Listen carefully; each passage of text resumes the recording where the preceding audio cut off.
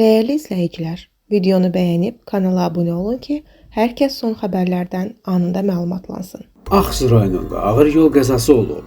Xəbər verilir ki, hadisə rayonun Dilman kəndi arasında qeydə alınıb. Belə ki, Beydə markalı minik avtomobilin sürücüsü hərəkətdə olarkən idarəetməni itirib. Nəticədə avtomobil yoldan çıxaraq qoruyucu daş beton bəndinə çırpılıb. Daha sonra bir neçə dəfə yuvarlanaraq təxminən 100 metr aralıda yerləşən Ağsu çayının yatağına düşüb. Hadisə zamanı avtomobildə 4 nəfər olub.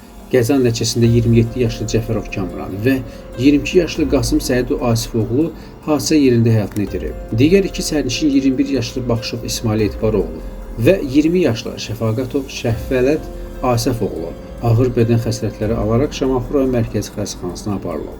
Faktla bağlı araşdırma aparılır. Qəzanın baş vermə səbəbi araşdırılmadan sonra məlum olacaq.